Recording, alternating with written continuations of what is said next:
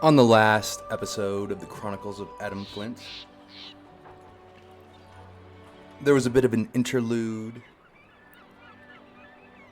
and he got his very first Guild Charter signature from Kavalt. His spirit guides have known Kavalt for a very long time, and he's looking forward to playing with him again.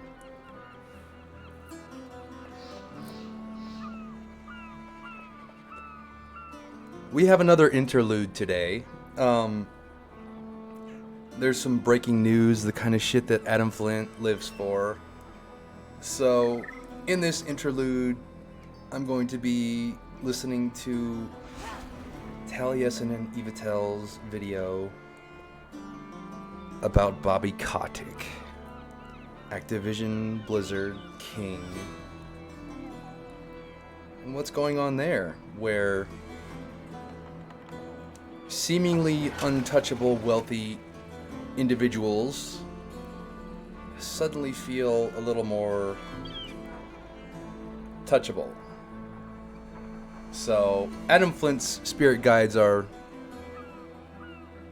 popping their popcorn, sitting back and enjoying the show. So for today, I'm going to get a little bit further in the story of Battle for Azeroth on the Alliance side. And then I'm going to go straight into Taliesin and Evitel's video. As Adam Flynt's spirit guides, he's just kind of wandering around right now.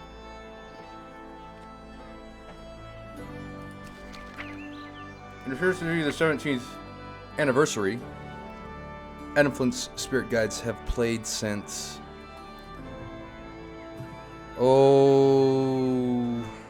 Christmas 2004,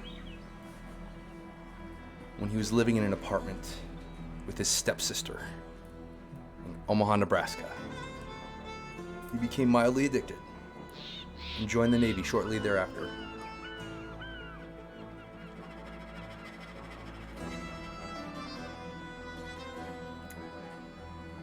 But apparently there's stuff going on in the Caverns of Time.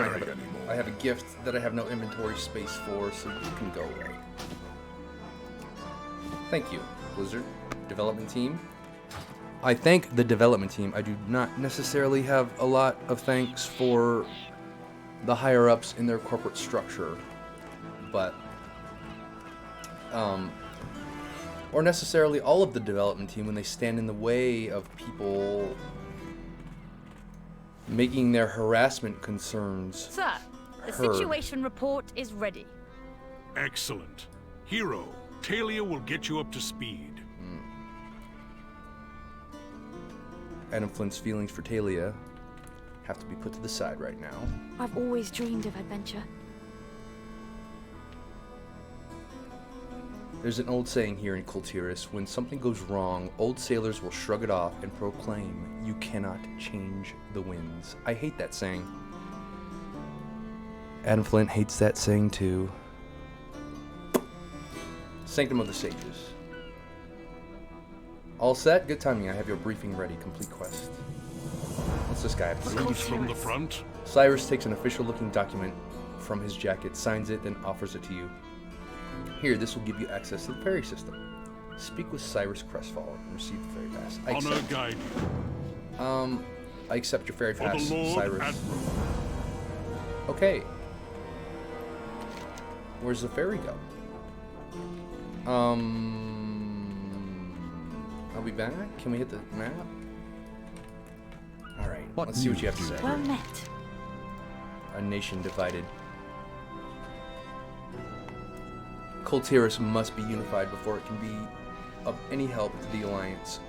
Let's get you briefed on the current situation in each of our major territories. Then you can take a look at the map behind me and make the call on where you want to go first. That is exactly what I want. Accept. Duty calls. Kultiris is made up of several major houses. They were unified under Dalian Proudmoore's leadership, but that gradually changed after his defeat at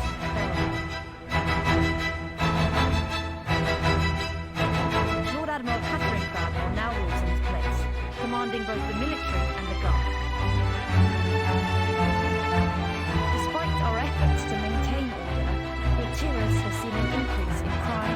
corruption and piracy.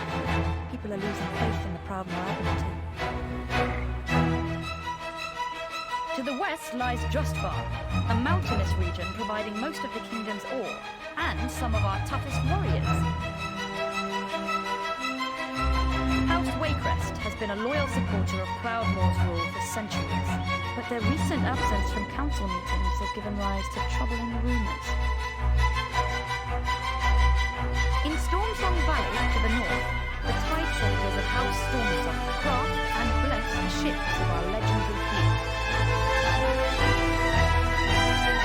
But nobody's heard from the fleet in months. The tide soldiers have withdrawn into their cloisters and seem uninterested in finding unseen ships. We must unite the houses beneath the Proudmoore banners and locate the missing fleet. Otherwise, Kultiras will fall apart before this war even begins.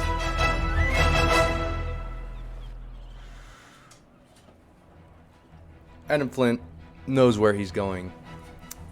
Drustvar reminds him very much of home. Gilneas. No. Why can't I choose Drustvar? Wait. How can I help? A nation divided. Complete quest. Come back with stories. Now can I choose Drustvar? No. Okay, well I guess we're going to Tiergard Sound? I guess we're going to Tiergard Sound.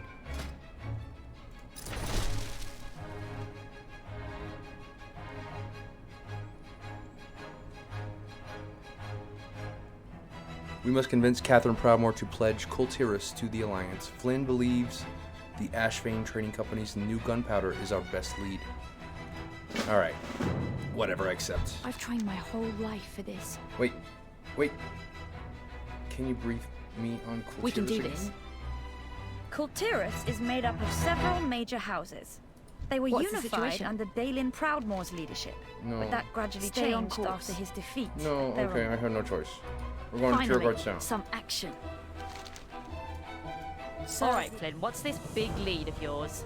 Something about Ashvane having a new gunpowder? How is that a lead? They're making new weapons all the time. Not like this, they aren't. Emissary, mind giving our skeptical colleagues here a demonstration?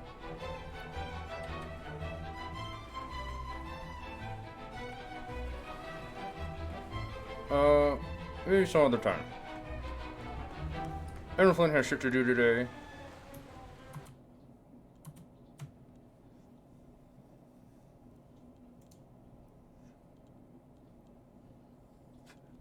Hello Internet, Taliesin here.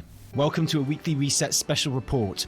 And I know what you're thinking. You're thinking, oh goody, a special report. We only get those when something really good has happened. Maybe some new WoW news, which is so exciting that T&E couldn't wait to tell us about it, and hence the special report. Because they are so excited and happy about the really good news. And I am glad to confirm to you that yes, you are right. It is incredibly good news that is going to get you feeling very good about your favorite video game and all of the new reveals surrounding it. In fact, I would go as far as to say that by the time you are finished watching this video, you won't just be happy to play World of Warcraft and give your money to Activision Blizzard, you will be proud to, because no, it was a shit show, obviously.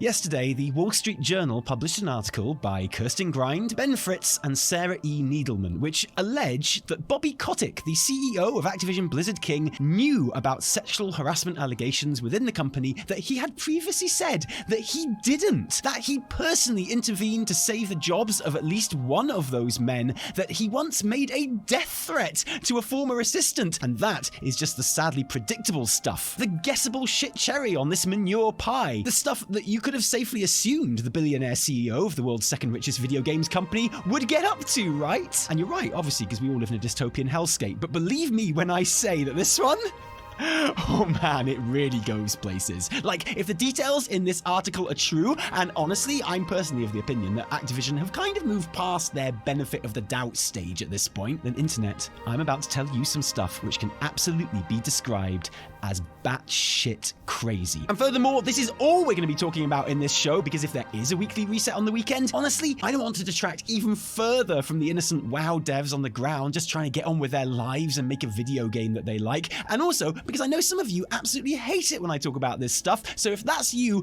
you can just skip this vid and we will see you later. But for the rest of you, oh man, buckle up, my friends. Maybe keep a strong drink to hand and join us as we take a trip inside the sordid, deranged, allegedly quite illegal world of Bobby Kotick. It's important to point out that the Wall Street Journal article doesn't provide any physical evidence of these allegations. All the information provided in the piece comes from internal, unnamed sources. So the use of the term allegedly will feature very strongly in this video. And it probably also shouldn't go unremarked upon that I am, obviously, a pretty privileged cis-het white male, and as such, my voice on the subjects this article covers probably isn't the most important or meaningful one. So I just want to clarify that, for what it's worth, this script is a collaborative effort between myself and Evertel. I might be saying the words because I'm the one with the really quite splendid jacket, but we both wrote them. As you know, Activision Blizzard King, and especially Blizzard Entertainment, were rocked a few months ago when the State of California Department of Fair Employment and Housing sued the company over multiple allegations of harassment and discrimination, as well as a 2-year investigation by the Equal Employment Opportunities Commission, which said that employees had endured sexual harassment that was severe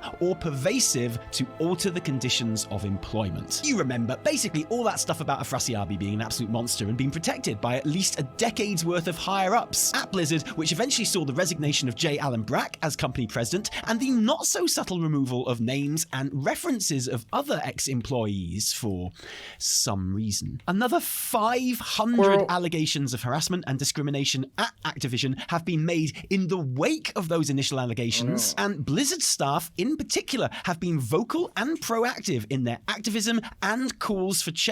Calls which just a couple of weeks ago appeared to have been partially answered when ABK moved to fulfill 3 of their 4 core demands, including the end of forced arbitration in cases of harassment and discrimination, which, don't forget, is a big deal. A hugely progressive step fought for and won by normal Blizzard employees, which genuinely should be celebrated as a seismic event in the California video games industry. And this is where we were just last week, and it felt good and like a corner had been turned. Devs on Team 2 who I spoke to felt proud and hopeful and even confident about the future. Activision Blizzard was giving them a whole week off, paid, for Thanksgiving. I know! Patch 9.15 had recently launched, 9.2 was announced, and I can only speak for myself, obviously, but suddenly, WoW didn't feel quite so icky to play again, and things felt okay for the first time in months. And then this f***ing shit. This barrage of fetid, sordid f***ing shit. Because whereas the previous allegations are specific to various studios and teams that come under the Activision Blizzard umbrella, this specific article concerns the man at the top, Bobby Kotick, a man who has, so far, managed to avoid any kind of real scrutiny or consequence due to the fact that he is really good at his job of making money for shareholders. You get the feeling that could be about to change. So first, some stuff from the article that you've probably heard before. In 2007, Bobby was sued by the flight attendant of a private jet he co-owned after she alleged she had been sexually harassed by the pilot, at which point Bobby fired her. That case was settled via arbitration, of course, for $200,000 a year later. Even earlier, in 2006, Bobby harassed one of his assistants, leaving her a voicemail where he said he would have her killed. Another matter settled out of court and admitted to by Bobby because he's so honest. These events were all done and dusted years ago. They might give you an idea of his character, but they aren't anything that's going to have any impact on his life anymore, sadly. He's not getting sacked for either of these disgusting, shitty things, but here's something that could be a problem. The article alleges that after sexual harassment claims were made against Dan Bunting of Activision's Triarch Studios in 2017, Human Resources launched an internal investigation that recommended that Bunting be fired, only for Bobby to personally intervene and keep Bunting in his role, which, by the way, was launching many successful Call of Duty games, one of Activision's most profitable series. But I'm sure the fact that Bunting made shareholders and therefore Bobby Kotick shit tons of dirty moolah had absolutely nothing to do with the decision, and anyone who suggests otherwise should definitely be sued, am I right? Anyway, instead of getting fired, Bunting got counselling, so, you know, that'll teach him. Dan Bunting, by the way, left Triarch, yesterday. Now, obviously, this is a pretty serious allegation. If Bobby really did step in to override HR's recommendations and keep Bunting in place, well, that's not very zero tolerance of you, is it, Bobby? That's not especially putting the victims first of you, is it, Bobby? That's not incredibly, I don't know nothing, it's all the other studios' fault, I'm just a freewheeling, hands-off, let the creators make their games kind of dude of you, is it, Bobby? And combined with the fact that Bobby also, apparently, kept the initial California case's details and settlements from investors, and you could actually be looking at some serious shit here. Slight detour, this is all quite a lot like a similar alleged incident at good old cuddly Blizzard Entertainment, where former technology chief Brian Kilgore was removed with Bobby's approval. Ah, nice one, Bobby, you absolute legend, mate. That is epic. After multiple allegations spanning several years, after which employees were told not to discuss the circumstances of Kilgore's departure, which is ew anyway, but even more ew when good old cuddly Mike Morhaime, then Blizzard CEO, sent out a company-wide email thanking this sexual harasser for his great work and years of service, which, okay, if that's true, then I'm really sorry, everyone, but Mike Morhaime. Okay, so far, so standard corporate boys club bullshit, right? But hold on, fam, because this is where shit is about to get wild. As we all know, when J. Allen Brack was made to step down as Blizzard president after a little under 2 years in the role, because he obviously had to go when the allegations came out, obviously no one's disputing that, even though, ironically, he was actually the leader that did finally get rid of Alex Afrasiabi after a decade of that getting moved around projects every time he metaphorically, and maybe not metaphorically, got his dick out. Something that lovely cuddly Mike Morhaime never got around to doing, which is a shame, isn't it? Because I would love to have read the glowing, love-filled email Mike would have written for Afrasiabi when he left, you know? Brack was replaced by co-leaders Mike Ybarra, one of us, and Jen O'Neill, a genuinely hopeful appointment, because Ybarra is an absolute Mythic Plus Chad,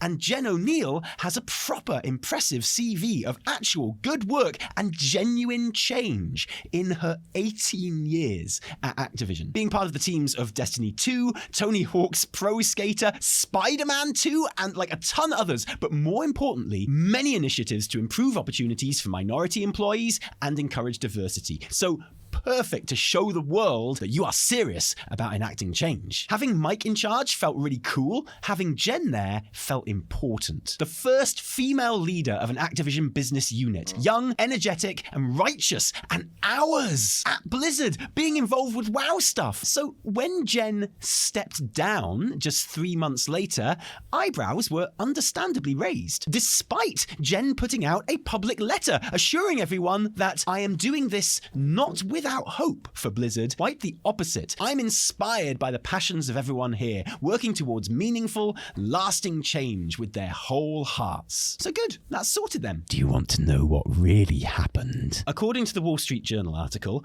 after just 1 month in the job, O'Neill sent an email to a member of Activision's legal team in which she professed a lack of faith in Activision's leadership to turn the culture around, saying it was clear that the company would never prioritize people the right way. And if it weren't bad enough that Activision turned an 18 years loyal employee with a passionate belief in her ability to enact change into a hopeless nihilist in 1 month of being in charge of Blizzard, if that weren't depressing enough, she also allegedly said in the email that she herself had been sexually harassed earlier in her career at Activision, which is absolutely the worst part of any of this, obviously, but also that as a homosexual Asian American, she had been tokenized, marginalized, and discriminated against, and also that she was paid less than her Blizzard co-leader, Mike Ybarra.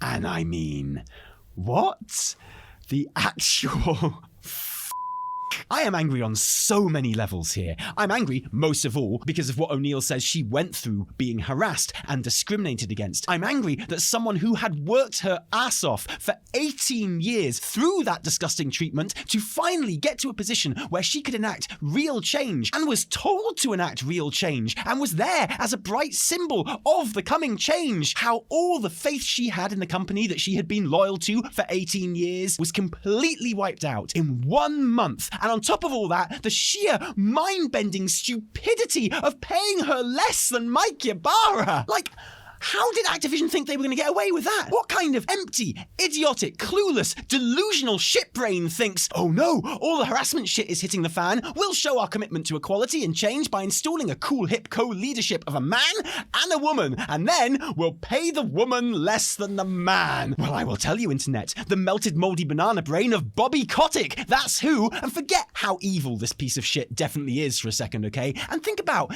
even just from a cynical, self-serving angle, how stupid you have to be to do this. Based on this evidence, I wouldn't trust Bobby Kotick to open a can of beans, let alone run the world's second richest video game company. Based on this evidence, I wouldn't trust Bobby Kotick alone with a colouring book, because I couldn't be certain he wouldn't eat the f***ing crayons, or worse, threaten to kill them. If this was an episode of Succession, you would not believe it. You'd be like, no one could possibly be this stupid. But Bobby Kotick, my friends, is this stupid. This man earns $150 million a year. How is this man in charge of anything? So sorry, yeah, just to clarify, allegedly, O'Neill was paid less than her fellow co-leader, Mike Ybarra. Mike Ybarra, who has been at the company since 2019, was earning more for the same job title as his female counterpart who had been at the company for 18 years. And who cares why, you know? Maybe their roles were a bit different. Maybe Mike got more because he's got a higher Mythic Plus rating because he's such a Chad. Maybe Mike got more because, you know, women traditionally choose lower paying careers, like being the female co-leader of Blizzard, while men traditionally choose higher paying careers, like being the male co-leader of Blizzard. Whatever the reason, how was this allowed to happen? Jesus f***ing Christ. And look, I know I rag on Mike Ybarra a little bit on this channel, and I accept that's probably a bit unfair. To be honest, it's more the initial uncritical reaction to him from the community, seemingly based on his high-level WoW play that I'm mocking. But I accept it does come across as a bit personal sometimes. Mike, you seem like a decent guy, and I'm sorry. I'm going to stop clowning on him now, I think. But seriously though, why did they pay him more than O'Neill? And why did they, allegedly, refuse O'Neill's repeated requests for parity right up until she resigned, and then offer her equal pay? This is an absolute circus, except a circus where all the clowns might sexually harass you. So, yeah, a circus. And it makes you think, doesn't it? What about that letter that Jen O'Neill sent when she stepped down? The one where she said it definitely wasn't because she had no faith in Activision's capacity to improve and change. If the article is true, that seems like a very odd letter for her to write, doesn't it? Well, here's the thing, Internet. We can't actually rule out the possibility that she didn't write it. We can't actually rule out the possibility that Bobby Kotick wrote that letter. Yes, that's right. It's about to get even more insane, fam. Because do you remember that letter that Fran Townsend wrote to employees in the first days of the scandal? The one where she said torture was okay. Sorry, the one where she said there was no way the allegations were true because she wouldn't have joined a company where stuff like that happened, and the fact that she had joined the company was itself proof that those things didn't happen. You remember the letter that was instantly met with massive backlash, probably helped inspire the very formation of the Better ABK movement, and which Bobby Kotick himself condemned as tone deaf the very next day? Well, it turns out, according to the article, Bobby wrote that letter. Bobby wrote the "as a woman, I really care about all this woman stuff" letter, like he was Stephen Molyneux leaving comments on his own videos, and then publicly shat on Fran Townsend for her stupid letter the very next day. And I'm sorry, I don't want to be rude, but what kind of a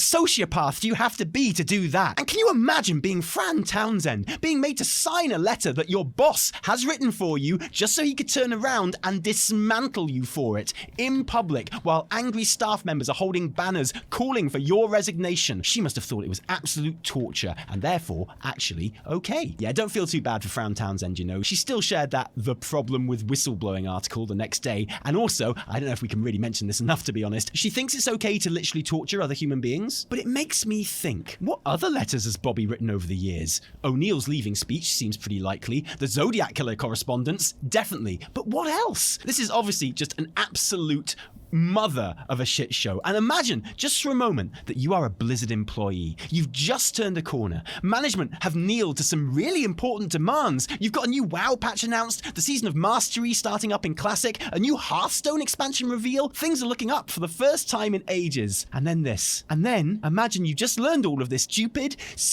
disgusting stuff, and then you open your emails and there's a video message from Bobby Kotick waiting for you. Because yes, he sent out a video message with like his face and talked about what an amazing place Activision is to work and a whole bunch of other stuff that I am not going to repeat. It's bullshit, obviously, and more than a little bit desperate. And honestly, it has a lot of people asking at this point, is this it for Bobby? Is this latest round of flying shit more than he can scrub off with all his money and power and importance to the shareholders? Is this latest dip in Activision share prices more than investors are willing to put up with, alongside all the sleaze and lies and insane letter writing? Is Kotick toast? The board has, of course, already publicly backed him, but the board's first reaction in situations is always denial. It's like the 5 stages of grief. They did the exact same when the harassment suit first became public as well, both with their official response and Bobby's letter. But importantly, Activision employees were still able to enact meaningful change eventually. And now, all sights are firmly set on Bobby Kotick. There was another Blizzard walkout yesterday when this news broke, and from where I'm sitting, for the first time since we've been covering WoW news on this channel, Bobby seems vulnerable. And by that, I don't mean he'll ever suffer or actually face any consequences. Obviously, that's not how this works. Best case scenario, Bobby is ousted, he walks away with a fat old payday, protections, and straight into another job for just as much money and power and prestige as before. And someone else takes his place and does the exact same parasitic bullshit job as him, but with hopefully a bit less death threats and protecting serial harassers. Which, if other video game companies are anything to go by, sounds like pretty wishful thinking, honestly. And that's the real problem here, isn't it? It would feel brilliant to see him flung out on his ass. It would feel like a victory. It would feel incredibly cathartic and symbolic. I would love it! But the real problem is that his job exists in the first place, because we continue to insist on believing in the investment shareholder model, which prioritizes a focus on short quarterly earnings calls at the expense of renewal,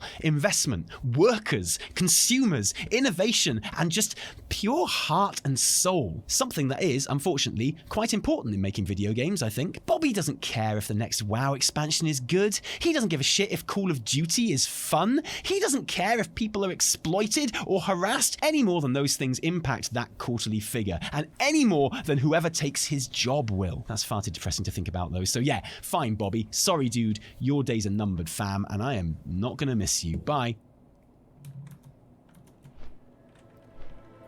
There you have it.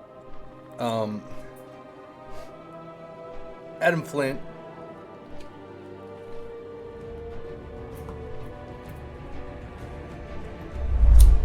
Well then, everybody, it seems that Bobby's day has somewhat came. And, well, look, this is just a pretty damn...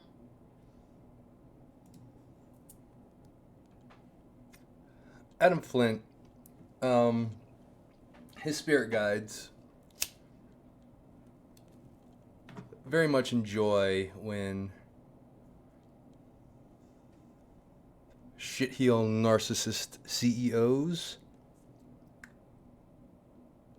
are exposed. So his spirit guides will be following the situation closely with their popcorn and their folding chair.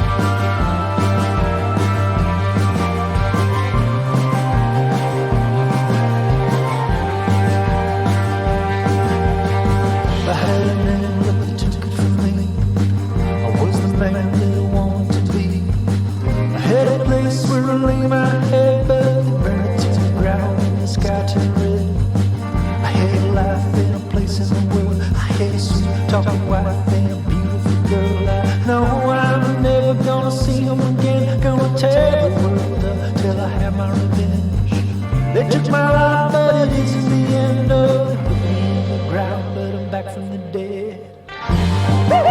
Good luck. Good luck.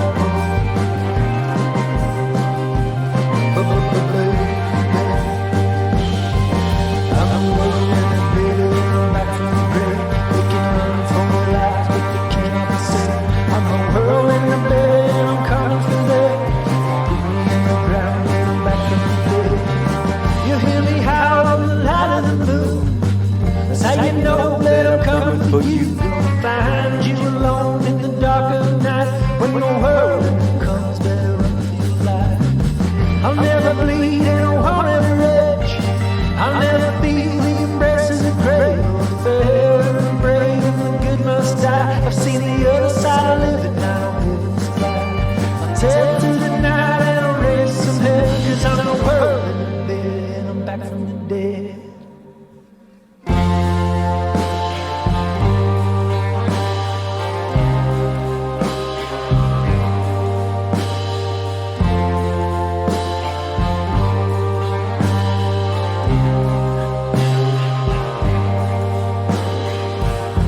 I should be pushing daisies 6 feet down, but something raised me.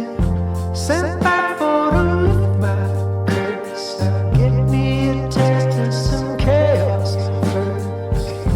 Untied, reckless and wild, prowling the night like a demon child. Close your eyes, the light is fading. I'm the noise in the night, my baby.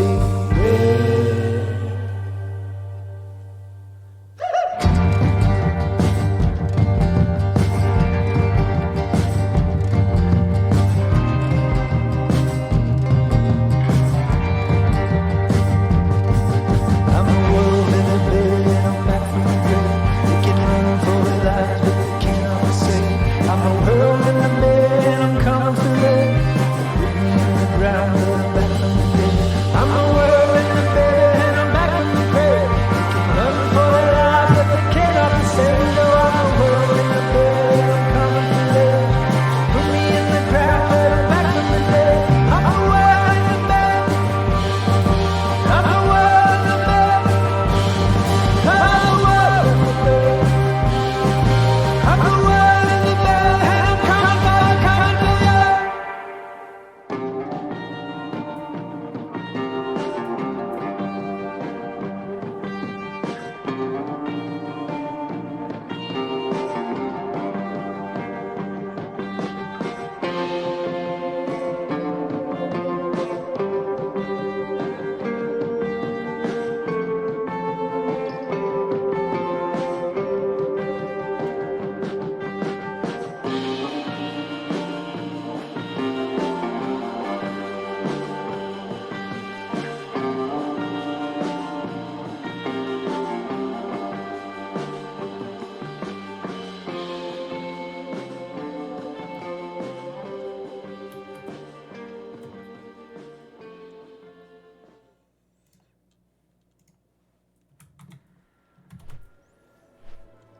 Well, there you have it, folks.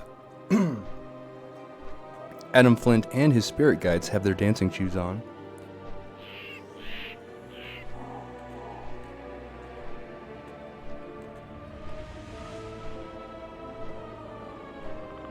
Creatives do not need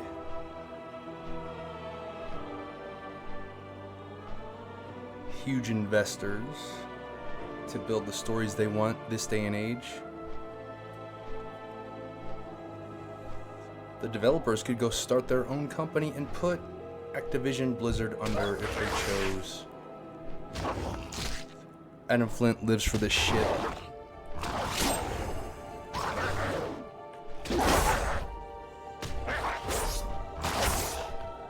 Yogi P is a little bit more conciliatory when it comes to the perspective of seemingly evil men than Adam Flynt is. He's on the Horde side right now.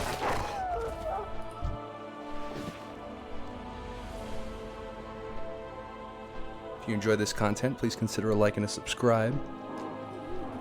A share. Stay weird and be kind.